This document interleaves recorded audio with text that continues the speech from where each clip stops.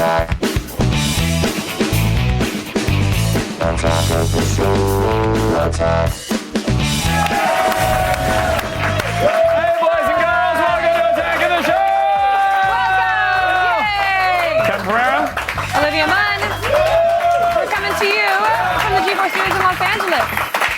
the show today, Michael Emerson from Lost shares a secret about a lost scene that'll be found on the DVD extras.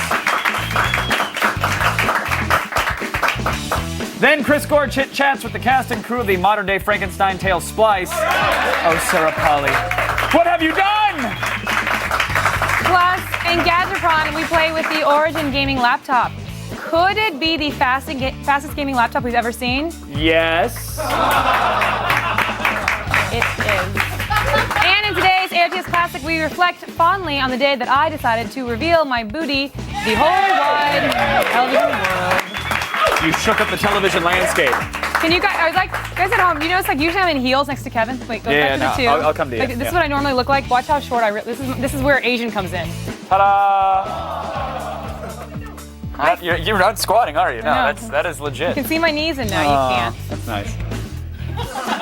So when we went around the net this week, we learned very important lessons. Yeah, first, not all man-made disasters are BP's fault. Not all of them. And some people are complete wusses about getting tattoos. Now, for the record, those people are not myself or Allison Hayslip or Daniel Day-Kim.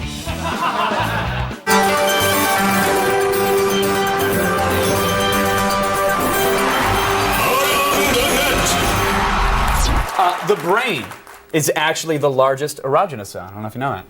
Oh God, this is going to be a really weird number 5, isn't it? Yeah, it's gonna be good. It's gonna be really good.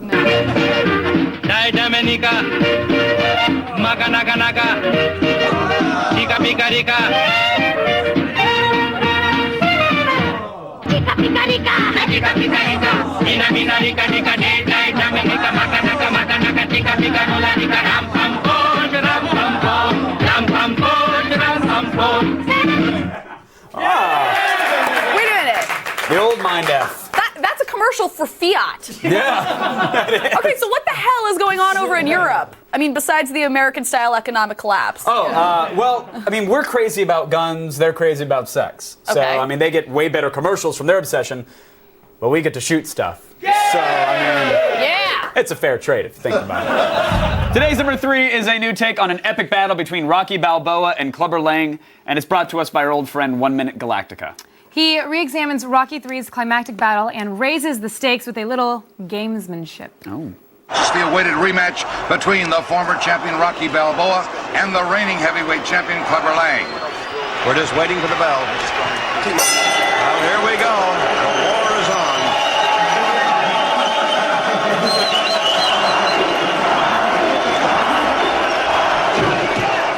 Here comes Clubber.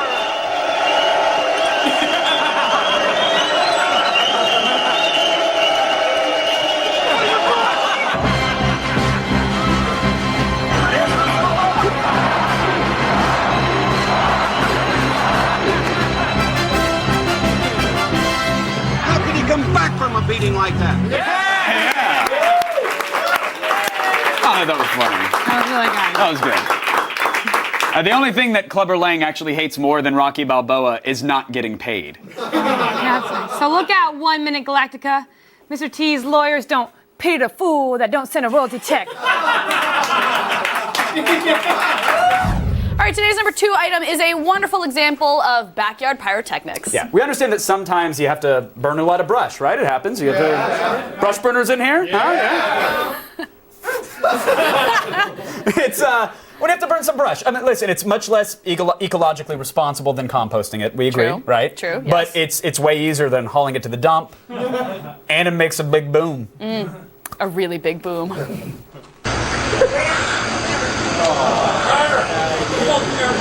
They'll be fine. Another birdie. Fire in the hole! Fire in the hole!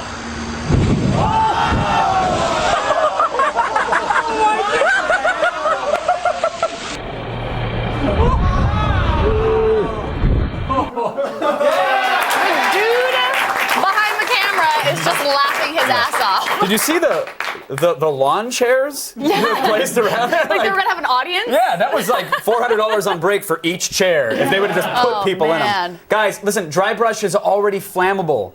You don't need to cover it with 10 gallons of gasoline. I mean, wait a minute. Unless you want to be awesome, you do. Okay, that is true. Yeah. That is true. Unless you want the awesome tip, or you're working on a dry land recreation of the BP Oil Palooza. Look at you, Mr. Environment today. Working them in. So if you've seen either of the Iron Man movies, you know that Tony Stark is constantly worried about Stark technology falling into the wrong hands. Oh, yeah. And today, Tony Stark's worst fears have come to pass. The Iron Man armor is in the hands of babies.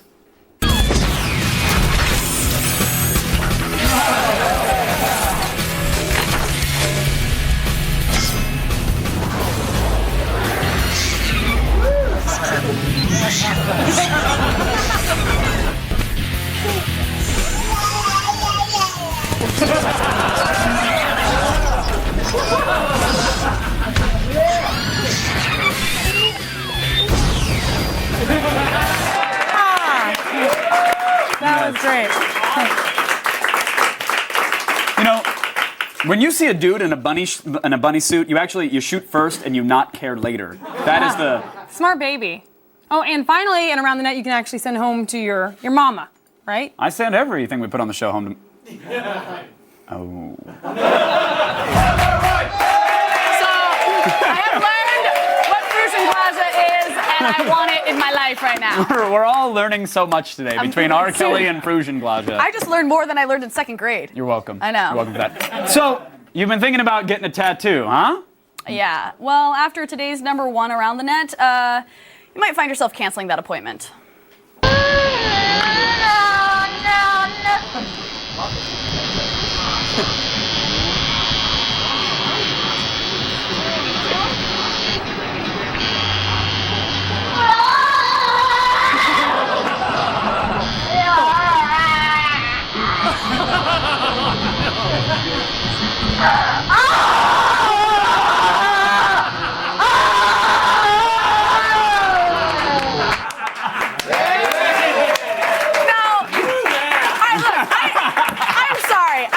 Sorry, getting a tattoo doesn't hurt that much. You don't even have one.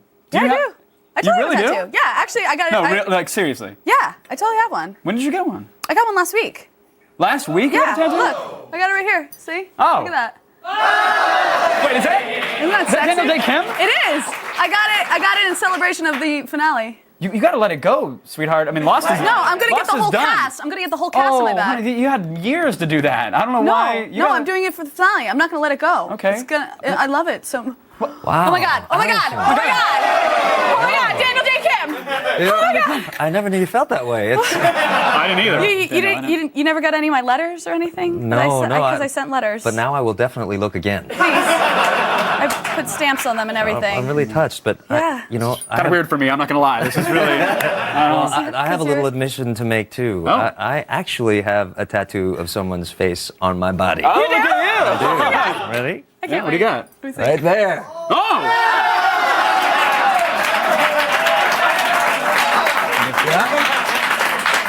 Right? Good, right? Yeah. This is really weird because I have a tattoo as well. Really? But no, it's kind of like it's not a. I mean, it's. Is it? No, I'll just show you. I get a lot of compliments on it, but it's it was a little self-serving at the time, but I think it's really special. Wow. So sweet, we all have awesome tattoos, right? That's great, really. Wow, look at the time. Still ahead, the fastest gaming laptop we have ever seen. Gadgetron. It's next.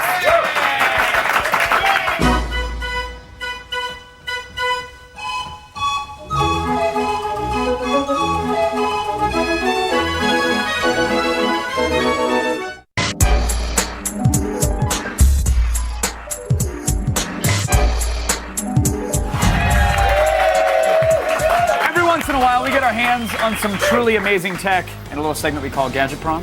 Yes, like this Origin gaming laptop, which was the fastest laptop we've ever reviewed. What?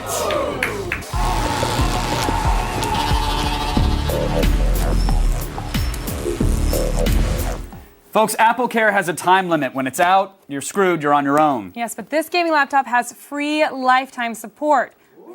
Hey, Apple, suck it. Oh.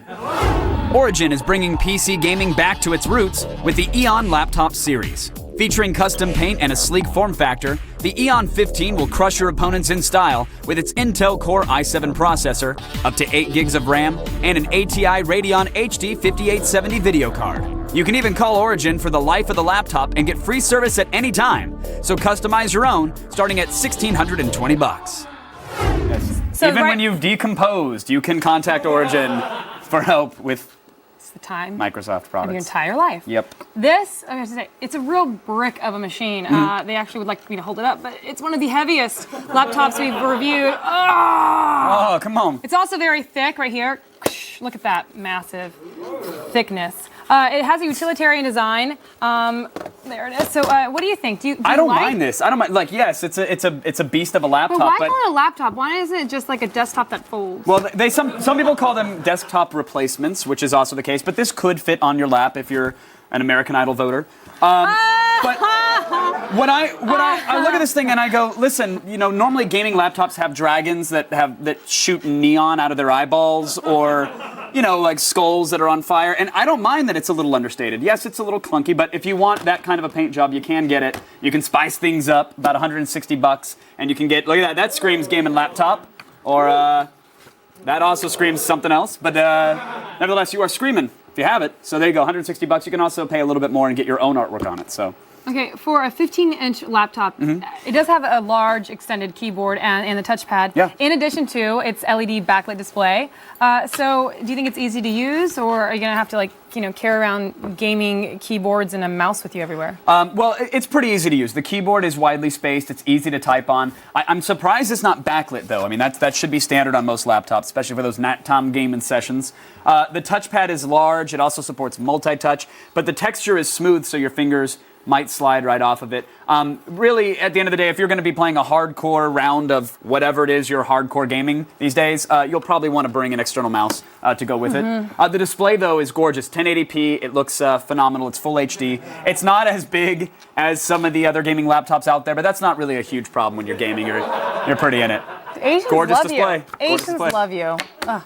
So this has some of the best specs we've seen in a gaming laptop. Core i7 processor, ATI 5870 video card. So with everything that we have in this, do you think this is the fastest we've ever seen? Because we keep. Yes, it is. It is. Just barely. Just barely. We maxed out all the settings in That's blur. all you need to win. It had absolutely no problem. It'll blow through any game on the market. And if you know anything about gaming machines, that means this thing will be perfect for like 3 or 4 days.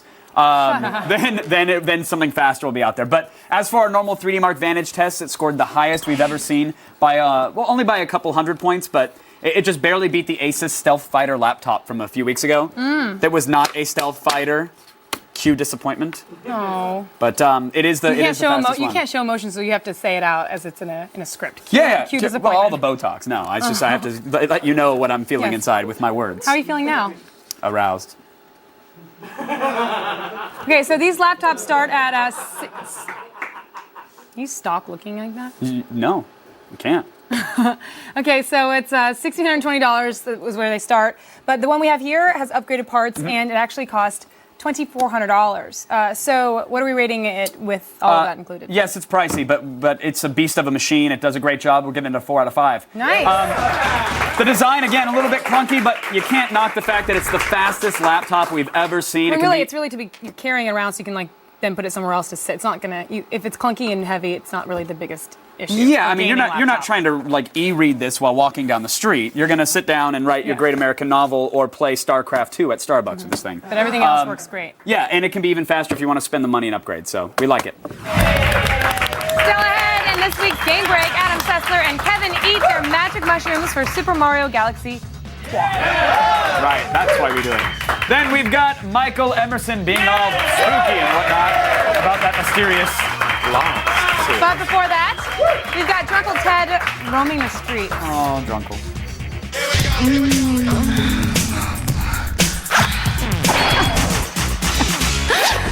I'm outside because my prissy little niece Kevin got all bitchy about who stays on his couch. So it's sex on the streets. Get on, Roar. Hey, Ted, my girlfriend and I want to have sex in the shower. Uh-huh. How do we go about doing this? Well, get her in the shower, and then make a boner. Or bring something in there you want to shove into it. Voila. I'm like Einstein with a penis. Okay. Where's my parade?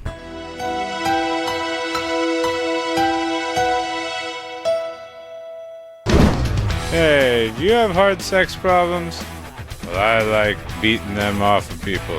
So, if you can find me, you could hire me. Sex in the streets.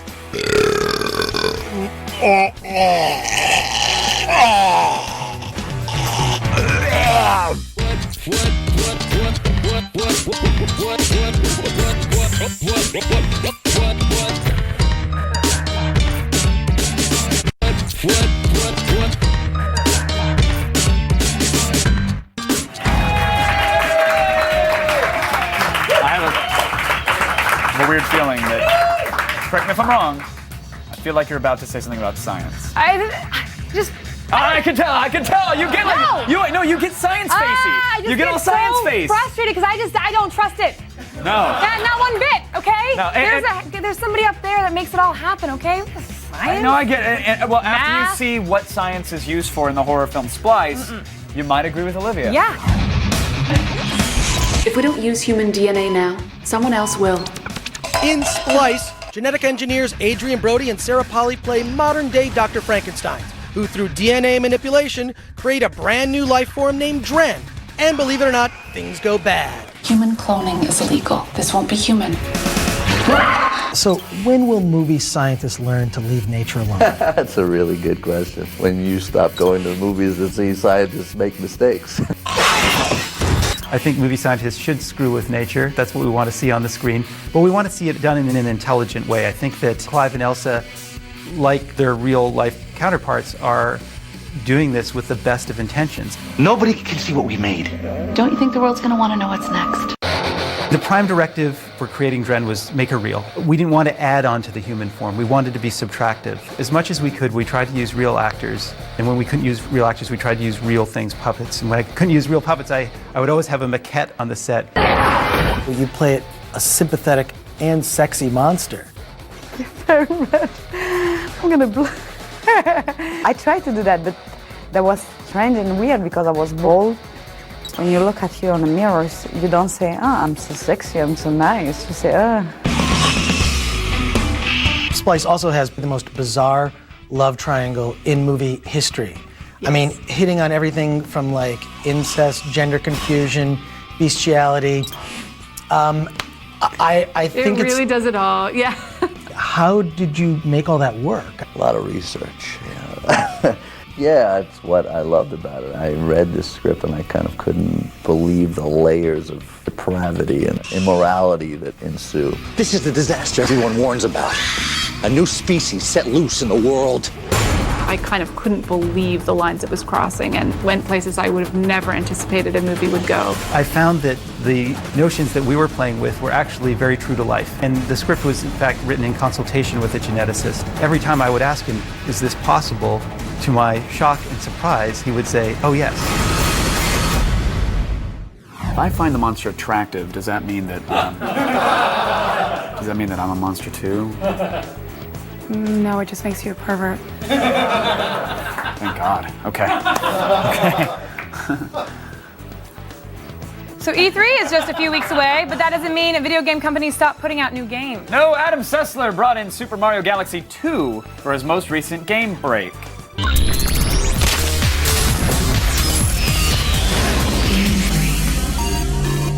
Next plays Adam Sessler.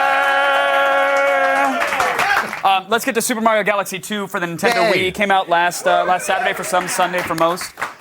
What's going on this time? Let me guess. No, in a surprising turn of events, Bowser kidnaps Princess Peach. What? Yeah, I know. He kidnaps the princess? Yeah. That's crazy I know, talk. it's nuts. I thought they were going to go on vacation to a tropical island all over again because that was the worst time of my summer. Does anybody care about the story in a Mario game, though? No. Okay, and good. apparently Nintendo knows this as well, given the structure of the game. Does not have the story in the overworld of the first one. Okay, and now you have Yoshi, which is phenomenal. You have Yes, Yoshi. and it really changes up the gameplay. I was trying to figure out how they're going to incorporate Yoshi. It's that tongue. It's kind of like Indiana Jones's whip, except it's more mucusy. Right, and I love that you can kind of lock onto multiple targets at the same time and go, and then power suits as well. Yes, there were power suits in the first one. There's a lot more now. They're always fun. They change up the gameplay. The only one we don't like is that Boo suit. It was in the original Galaxy. It's slow. You don't have any powers. Right, I hear. But now you said that they kind of scrapped the focus on the story and this open world sort of navigation. They switched the map, so it's now streamlined, sort of like the old school Super Mario games, it's right? like Super Mario World, where you just kind of see the map and you just kind of move, and once you get enough stars, you unlock other places you can go to. And now, what about the level design of the game? Because some people said that with the original Galaxy, it was it's trying to teach you the notion that you could flip the world on its head, and you had all these different ranges of motion. Really, one of the things that stood out in the original Galaxy is that every single level felt fresh and new. You know, usually in a platformer, once you've gone through like the third world, you see those same tropes, except now there's fire and there's ice. Right. Everything was fresh. Here, it's even fresher. And I must say, they assume you played the first Galaxy, because by the fourth level, it is hard, and you will die. This is a punishingly hard game. Right, now they did do some, I mean, the one-ups are everywhere, so they definitely give you enough lives to get through it, and they tried to implement a checkpoint system, which also helps, but, I mean, is the casual gamer going to be completely screwed with this? I don't know if there's so casual a gamer that they've never experienced Mario. It is kind of, we've been complaining, where are the hardcore games for the Wii? This is the hardcore game for the Wii. Right. It's funny it came in the form of a Mario title, too, I think. That's true. That's true. And now what about, I love that you have the sort of the girlfriend option, which is the second player Wiimote. We call it the girlfriend remote around the house. Yeah, it's like, look, I'm picking up Starburst. I think of it as the younger sibling option. Like, it's like, I'll make my 4-year-old brother feel included. Just go pick up the stars over there. Right, but now they have a little bit more to do. Yes, they can play Star Bits cleanup, but they can also grab some enemies and kill them and shake things around. There is some fun, and it doesn't really get in the way. So you can give it to someone who isn't the most skilled of gamers. Right. Hence the girlfriend option. Yeah. And for those of you, would you consider it a full co-op mode, or do you just consider it an ancillary? No, that's a thing? very generous term. I consider it's like 1.3 mode. Okay, all right. And what'd you guys give it? It seems like 5 out of 5. 5 out of 5 for this sure. Is hands down a 5 out of 5. A reason to dust off the Wii? A reason to dust off the Wii. I think the toughest thing is now you have to decide this or Red Dead Redemption. It's kind of sadistic they came out so close to one another. Yeah, I agree. But same gamers are interested in both? Both hardcore. I know. It doesn't look like it's the same, but I think at the end of the day, if you love games, you should be playing both of these. I completely agree. Adam Sessler, everybody, thank you so much. You know what's fun for the whole family? What? Killer robots. I think robots are fun for the family. No, I don't know killer robots are fun for the family. I don't think the killer ones are, but that's fine. Either way, Morgan Webb hit up the Maker Faire to check out the arts and the crafts and the robots. The killer robots. Okay, the killer robots, yes. Kneel before Morgan Webb, the Spider Queen, at Maker Faire in San Mateo, California. The 5th annual Maker Faire is a 2-day-long celebration of all things do-it-yourself. This year's fair pulled in almost 100,000 inventors, tinkerers, and adventure seekers. It's a conventional SoCo machine. We just replaced the electric motor with something a little bit sexier, which is steam. This is our hub. It's our hunting utility cannon.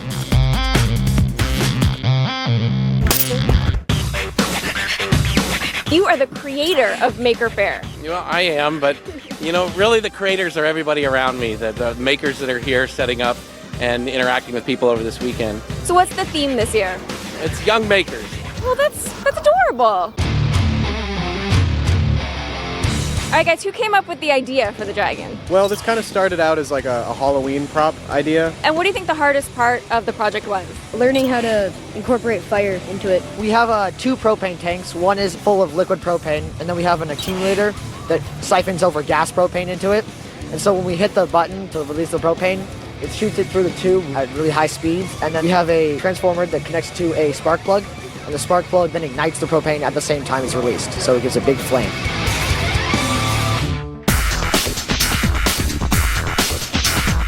Did you have all of the intricate inside of the rocket ship designed before you even started? No, not at all. That was ad hoc in many respects. We spent about 3 months designing it. in a CAD program called SolidWorks, and then we spent 3 months building it.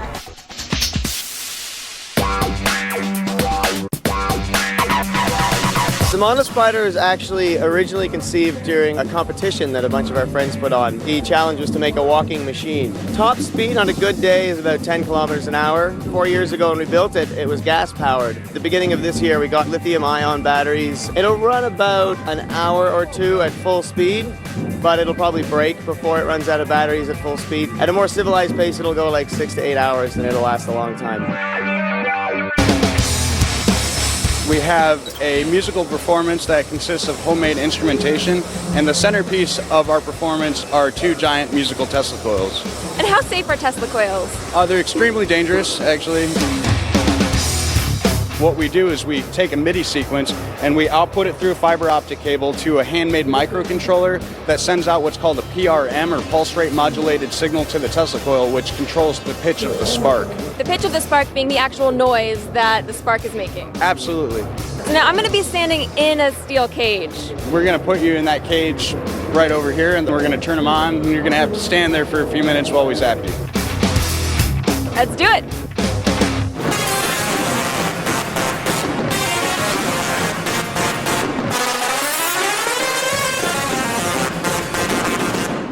It was pretty awesome.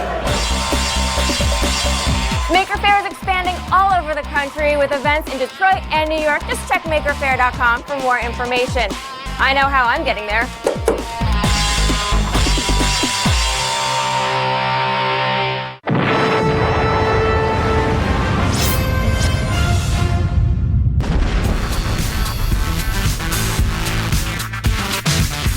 All right, robots don't have feelings. Fine, they're just industrial mechanisms that build and repair things for us highly superior humans. But that doesn't mean they can't rock. Kicking things off in Germany at the Hanover Messe, ABB's factory robot performed alongside a cellist for the opening ceremony of the annual trade show this recent April. The single-armed motorized robot, which is usually used for welding, engraving, and painting metal objects, was given a chance to exude its talents outside of the workplace for what organizers called an industrial symphony. Controlled by a human operator across the stage, the percussion bot played a specialized drum kit consisting of pipes, cymbals, a xylophone, and of course, a triangle. ABB is known for their robots having superior motion control, which is why 2 pointers on one arm is all this bot needed to play in perfect harmony with its musical counterpart. Alright, that's kind of cool. You know, a talented drum bot and all, but let's be real. We want these machines fighting wars. Do you remember Big Dog? That loud, 4-legged, rough-terrain robot that kind of walks and runs and climbs with heavy loads on its back? Well, now he's got a little brother, appropriately named Little Dog. Boston Dynamics first developed Little Dog back in '07, but now that it's in the hands of USC's Motor Lab and backed by DARPA's Robot Initiative, Little Dog is in for an uphill ride to the top. With 3 electric motors in each leg running on lithium polymer batteries, Little Dog can climb over crevices and trek across rocks with great stability. Recent updates gave it a locomotion controller, which has it programmed to teach itself the difference between a good foothold and a bad one. Once this information is analyzed, Little Dog adjusts its steps accordingly to avoid any bad footholds in its path. Although it can't carry packs of armor like its big bro, it does walk up the stairs better than any bot out there, which is why DARPA plans to test it as a communications transporter later this year. Alright now, gents, there's a new fembot in town, and her name is Geminoid F. And yes, the F stands for, it stands for female, actually. The latest android from the Kokoro company is a nearly identical physical copy of a woman in her 20s with long dark hair, a full set of teeth, and 12 actuators in its face, so the expressions are highly realistic. It was created by the legendary roboticist from Osaka University, Hiroshi Ishiguro, who is known for releasing an android copy of himself just 2 years ago. In creating the android, Ishiguro had it mimic the facial expressions of a human model as she sat in front of a computer with cameras and face tracking software.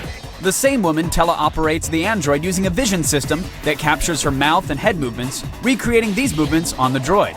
Kokoro plans to test Geminoid as a receptionist in hospitals this year, selling copies of her for $110,000. Man, companionship does not come cheap.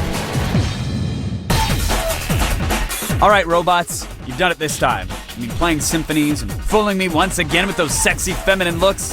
One day, I will afford you, cyborg lady. See, I told you that not all science is necessarily bad science. Well, maybe you're right.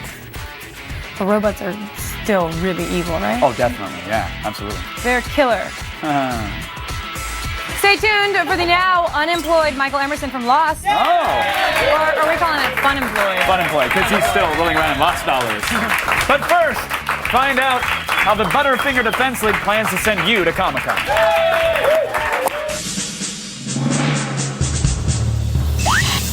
A crime wave of epic proportions is sweeping the country.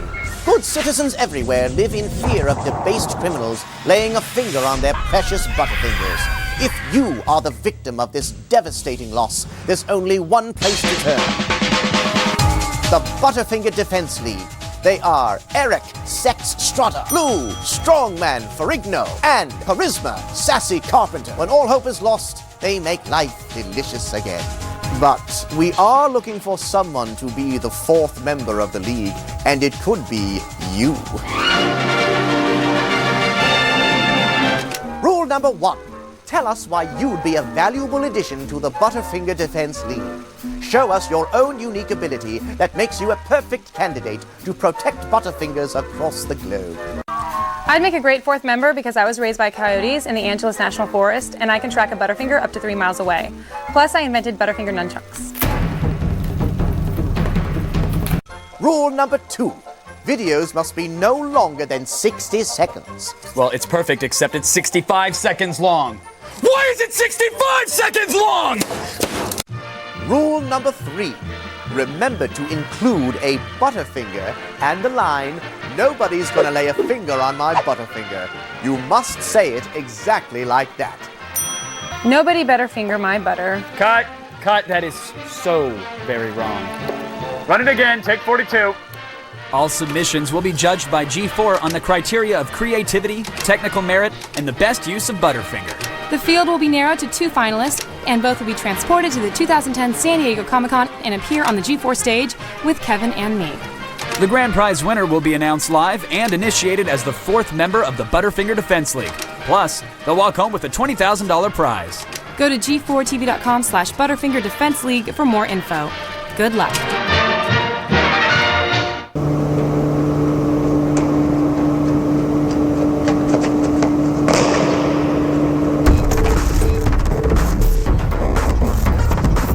From Hollywood to Bollywood.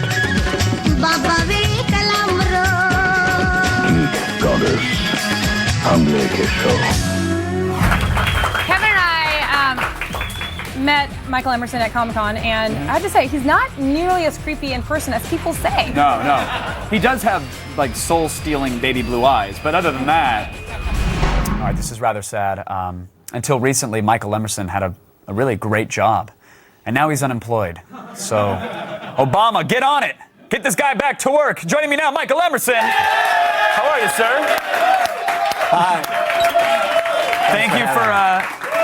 Thanks, guys. Thank you for taking a break from the soup line to come and join us for an interview. Yeah. How have things been? Well, things have been good. It hasn't been long since the finale aired, and I'm adjusting to having stepped off the cliff into the free fall of my post-Lost life. And what is the post-Lost life, though? Is it a lot of Farmville on Facebook? Is it a... I don't know what it's going to be. It's going to be a lot of domestic projects, I think, and laying around the house. Well, you could always go back to making the prison training videos. This is true. Of your days past. I had some success with that. You had a lot of success, and we had a lot of fun with that video, too, on our show. What was that whole thing about? Well, it's... oh, there I am. Yeah. What? Look at that.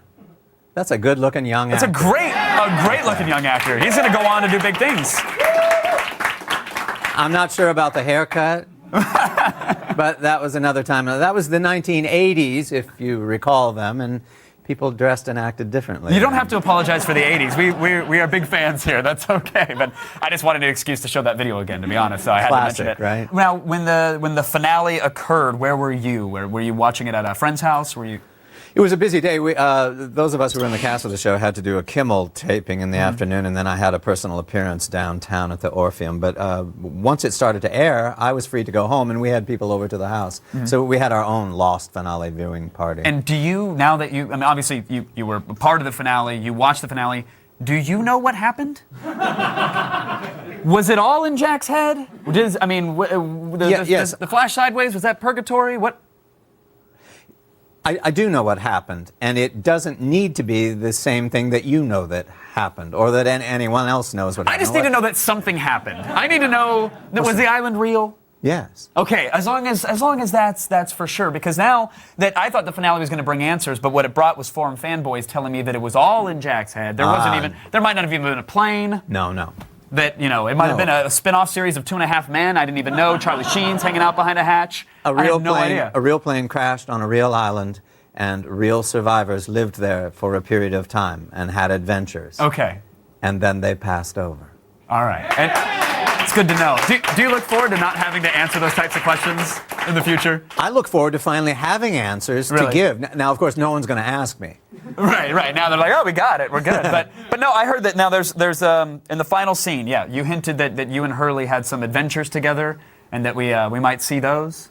Well, for those people that want to pony up and buy the complete Lost series, there is a bonus feature, which is, you could call it an epilogue, a Lost scene. It's a lot. It's 12 or 14 minutes that opens a window onto that gap of unknown time between Hurley becoming #1 and the end of the series. All right. Is that common knowledge, or is that the first time it's? I don't know. I haven't heard about that. Are you going to be in trouble after this? Is what I want to know. Like, how much trouble will you get in now? I'm rolling over that in my mind right now. Wow. Well, hey, there you have it. That's awesome. Thank you for sharing that. But will that lead to like a spin-off series? Are we going to see a Hurley and Me or something like that? Or is it this is already shot, this is self-contained, and that's that? It's self-contained, although it's a rich period in the show's mythology that has never been explored, so who knows what will come of it. Have you ever wanted like special ops training without the security clearance? Because that's something that I've... No? Security clearances get you into all sorts of really cool places, like where the government keeps Bigfoot's alien baby. Oh! I said too much!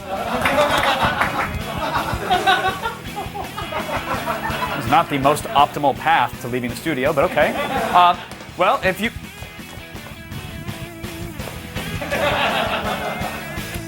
If you'd rather watch, others become badasses while you lounge comfortably on your couch, then check out G4's all-new special, Tomorrow's Warrior! Allison Hayslip and Weston Scott will show you some top-level military and police training and tech, and all you have to do is watch. It premieres next Thursday at 8 p.m. Check out G4TV.com/Tomorrow's Warrior for more info. That's it. Hey. Hey, I'm back. What's going on? Did a little promo for Tomorrow's Warrior. Now I'm going to cool. tell the viewers about that time that you showed off your posterior. Okay, I'm out again. See you later. Our AOTS Classic is coming up right after this. All over the world, people are laying their fingers on other people's Butterfingers. But fear not, the Butterfinger Defense League has got your back. They're looking for the 4th member of their team, and it could be you. You could even win $20,000, plus a trip to Comic-Con to meet Olivia and myself. What's better than that? Go to G4TV.com/Butterfinger Defense League to learn how you can join the fight.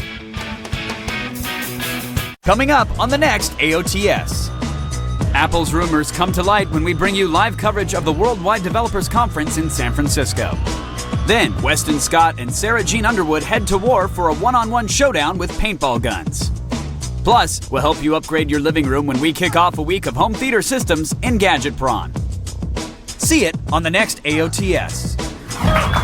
Today's AOTS Classic is from 2007. Oh, wow. It's a magical time. Yay high. I was this high. That high.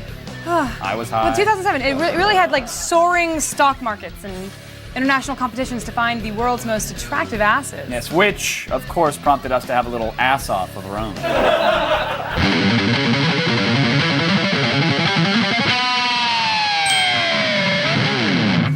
No, they haven't all been caught short at the same time. These are the finalists in the world's most beautiful bottom competition.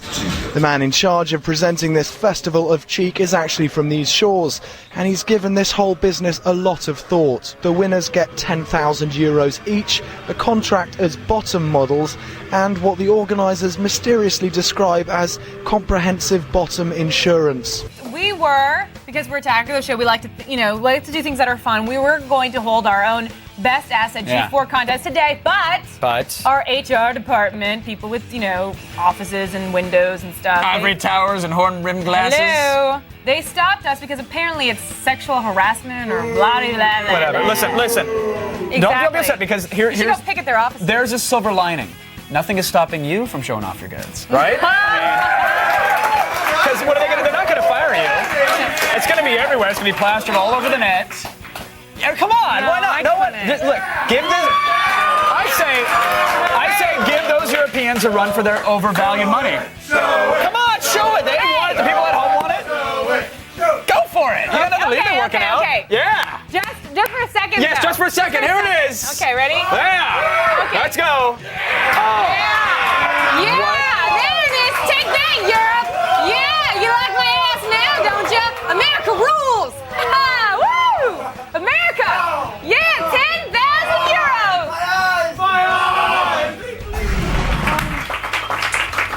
I'm sorry, I don't want to be rude, but at this point, who doesn't have a tattoo of you on their body? I don't know, but when I find out, there will be a reckoning.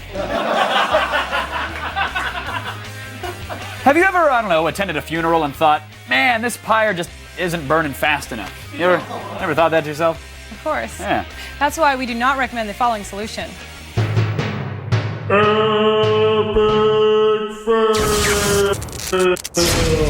Darren, you can make a good fire. There you go. Is that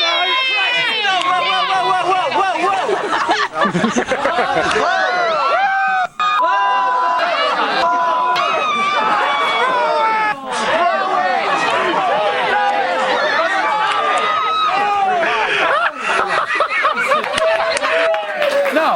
Hey, you know what's not a fitting tribute to a dead relative? Dying yourself. Yeah, even India doesn't do that anymore. Well, parts don't. They don't.